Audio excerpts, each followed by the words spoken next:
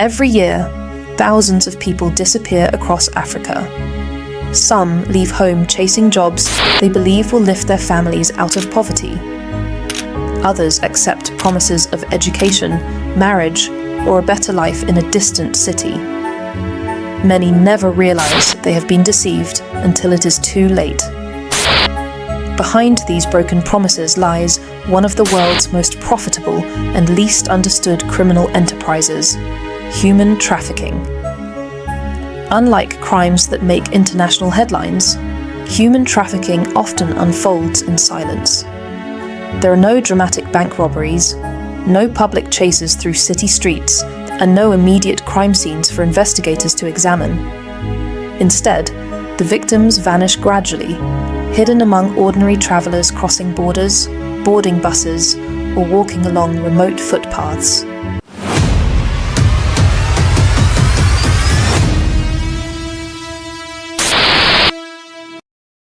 Human trafficking is one of the biggest crimes in the world.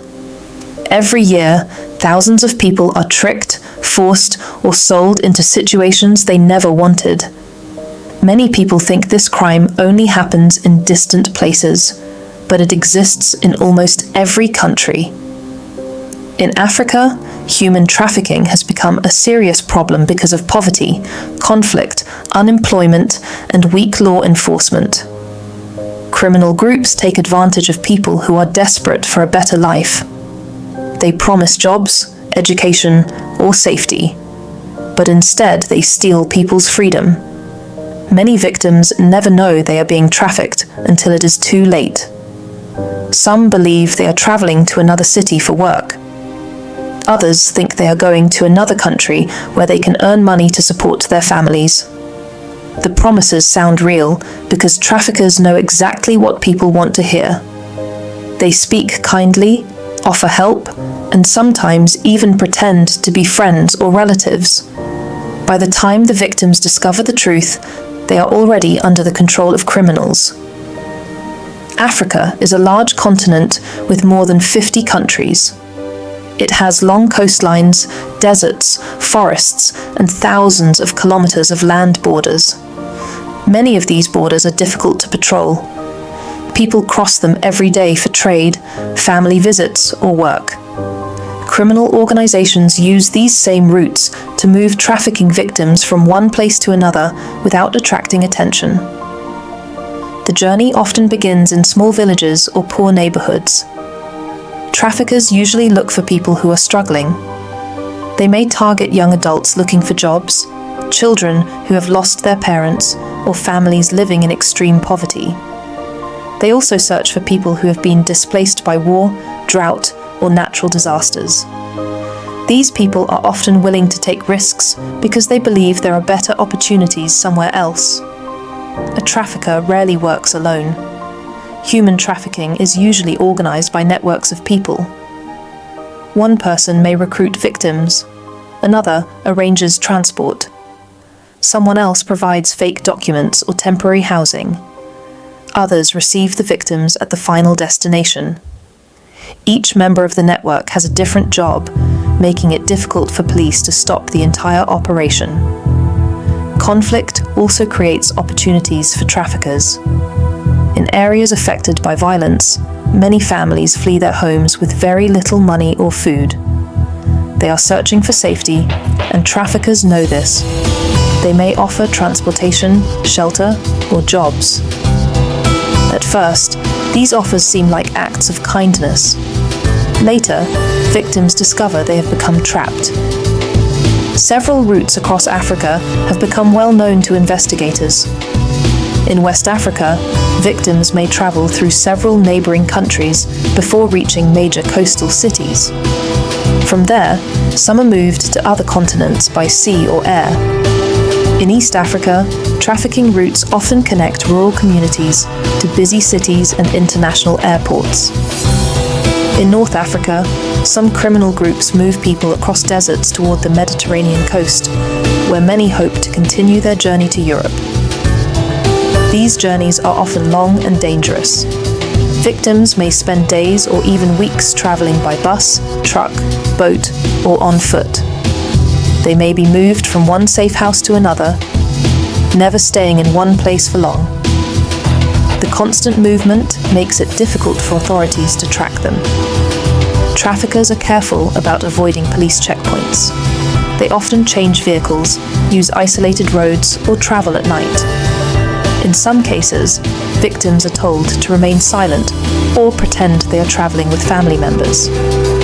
Children may be instructed to call traffickers uncle or aunt if questioned by authorities. Technology has also changed how traffickers operate. Years ago, recruiters mostly worked face-to-face. Today, many use social media, messaging apps, and online advertisements. They post fake job offers with attractive salaries and free travel. Some create fake companies with professional-looking websites to gain people's trust. Because the internet allows criminals to reach thousands of people at once, it has become an important tool for trafficking networks. Young people are especially vulnerable because many search online for jobs or scholarships. A simple message offering work abroad can seem like the opportunity of a lifetime. The recruiter may spend weeks building trust before asking the victim to travel. By then, the victim may believe they are dealing with a legitimate employer. Money is the driving force behind human trafficking. Criminal groups earn huge profits by exploiting people. Unlike drugs or weapons, a person can be exploited repeatedly, making trafficking one of the most profitable forms of organized crime. This financial reward encourages criminal networks to keep expanding their operations across borders. Communities often do not realize trafficking is happening nearby. Families may simply believe a relative has found work in another country. Months pass without any contact, but they continue hoping everything is fine. In some cases, victims are forced to tell their families they are safe, even when they are not. This helps traffickers hide the crime. Law enforcement agencies across Africa have increased cooperation in recent years. Police forces now share information, conduct joint investigations, and work with international organizations to identify trafficking routes. Border officers receive training to recognize signs that someone may be under the control of traffickers. While these efforts have led to many arrests and rescues, the criminals constantly change their methods to avoid detection. Local communities also play an important role. Teachers, religious leaders, health workers, and neighbors are often the first to notice when something seems wrong.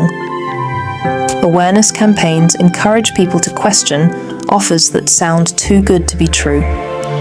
They remind families to verify job offers, research recruiters, and stay in contact with relatives who travel for work. The fight against human trafficking is not only about arresting criminals, it is also about reducing the conditions that traffickers exploit. Better education, more employment opportunities, stronger border security, and support for vulnerable families can reduce the number of people who fall into these traps. Every successful rescue and every criminal conviction shows that trafficking networks can be challenged, even if the problem has not yet disappeared. Behind every statistic is a real person with dreams, hopes, and a family. Human trafficking steals more than freedom. It steals trust, opportunity, and the chance for a better future. Understanding how these hidden routes operate is the first step towards stopping the people who profit from them. As victims reach their destination, many discover that everything they were promised was a lie. The good job does not exist. The school they were told about is nowhere to be found. The friendly recruiter suddenly becomes cold and threatening. For many victims, this is the moment they realize they have been trapped by a criminal network. Traffickers use many methods to control the people they exploit. One of the first things they often do is take away passports, identity cards, and mobile phones. Without these items, victims cannot easily prove who they are or contact their families. They become isolated, confused, and afraid. Fear is one of the strongest weapons traffickers use. Victims are often told that if they try to escape, they or their families will be harmed. Some traffickers claim they have powerful connections with police or government officials. Whether these claims are true or false, they make victims believe that asking for help is useless. Many remain silent because they think no one will believe them. Another method of control is debt. Before the journey begins, traffickers may say they are paying for transport, food, accommodation, or travel documents. When the victims arrive, they are told they now owe thousands of dollars. They are forced to work to repay this debt, but the amount never seems to decrease. New charges are constantly added, making escape almost impossible. Victims are exploited in many different ways. Some are forced to work on farms, construction sites, fishing boats, or in factories for little or no pay. Others are made to work as domestic servants, spending long hours cleaning, cooking, and caring for children without freedom to leave. Some are forced into criminal activities, while others are exploited in the commercial sex trade. Although their situations may be different, they all share one painful reality: someone else controls their lives. Children are among the most vulnerable victims. Criminals know that children are easier to manipulate and often have fewer ways to protect themselves. Some children are forced to sell goods on busy streets from early morning until late at night.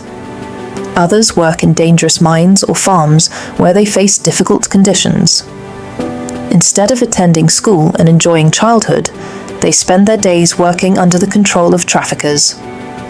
Women and girls are especially at risk because traffickers often target them with false promises of jobs as waitresses, housekeepers, or caregivers.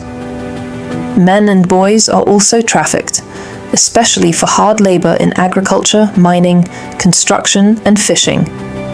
Human trafficking affects people of all ages and backgrounds. Even though traffickers try to hide their crimes, mistakes sometimes expose them. A worried neighbor may notice that workers are never allowed to leave a building. A teacher may realize that several children have suddenly disappeared from school. A doctor may suspect something is wrong when a patient seems frightened and refuses to speak freely. Small observations like these have helped authorities rescue many victims. Across Africa, governments are working together to fight trafficking. Police officers cooperate across borders to track criminal networks that operate in several countries. Immigration officers receive training to identify suspicious travel patterns. Investigators use technology to follow financial transactions and online communications that may lead to traffickers. International organizations also play an important role. They provide training, support investigations, and help governments strengthen laws against trafficking. They also assist survivors by offering shelter, medical care, counseling, legal support, and education. Recovering from trafficking is not easy, but these services help survivors begin rebuilding their lives. For survivors, freedom is only the beginning of a long journey. Many return home carrying emotional scars. Some have lost years of education or work experience. Others fear being judged by their communities. Rebuilding confidence can take months or even years. Support from family, friends, counselors, and community organizations is often essential to helping survivors move forward. Some survivors choose to share their experiences publicly. Their stories help others recognize the warning signs of trafficking. They explain how traffickers gained their trust, how the promises sounded believable, and how quickly everything changed. These powerful testimonies remind people that trafficking can happen to anyone facing difficult circumstances. Education is one of the strongest tools against trafficking. Schools teach young people how to identify fake job offers and suspicious recruiters. Community meetings encourage families to verify employment opportunities before allowing relatives to travel. Radio programs, television campaigns, and social media messages spread awareness about the dangers of trafficking and where to seek help. Technology has become both a challenge and a solution. While traffickers use the internet to recruit victims, investigators also use digital tools to track criminal networks. Police analyze online advertisements, follow suspicious financial transfers, and work with technology companies to remove fake recruitment pages. Every piece of information can help build a case against traffickers. Communities also have an important role. Local leaders, religious organizations, teachers, transport workers, and business owners can all help recognize unusual situations. A bus driver who notices frightened passengers, a hotel worker who observes suspicious behavior, or a market vendor who sees children working under harsh conditions may provide information that leads to a rescue. The fight against trafficking requires international cooperation because the crime often crosses many borders. Criminal groups do not respect national boundaries, so governments must work together by sharing intelligence, conducting joint investigations, and extraditing suspects when necessary. Success depends on cooperation between countries, law enforcement agencies, and local communities. There have been many successful operations across Africa where police rescued victims and arrested trafficking rings. These operations show that organized crime can be challenged when governments, communities, and international partners work together. However, experts agree that prevention remains just as important as enforcement. Stopping trafficking before it begins protects countless lives. Reducing poverty, improving education, creating jobs, and supporting vulnerable families can make it much harder for traffickers to find new victims. When people have real opportunities at home, they are less likely to trust dangerous promises made by criminals. Human trafficking survives because it depends on secrecy. It grows when people are unaware of the warning signs and when victims are too afraid to ask for help. But every awareness campaign, every rescue operation, and every successful prosecution weakens these criminal networks. The story of human trafficking in Africa is not only a story of crime, it is also a story of courage. It is the courage of survivors who rebuild their lives after terrible experiences. It is the courage of investigators who spend years tracking dangerous criminals. It is the courage of families and communities that refuse to remain silent. The hidden routes used by traffickers may stretch across deserts, forests, cities, and coastlines, but they are not invisible forever. Every investigation uncovers new evidence. Every rescued victim provides new information. Every community that learns the warning signs becomes another barrier against organized crime. The battle against human trafficking is far from over. Yet there is hope. As awareness grows, cooperation improves, and justice reaches more victims, the hidden routes that once allowed traffickers to operate in darkness become more difficult to use. The fight continues, driven by one simple belief. Every person deserves freedom, dignity, and the chance to live without fear.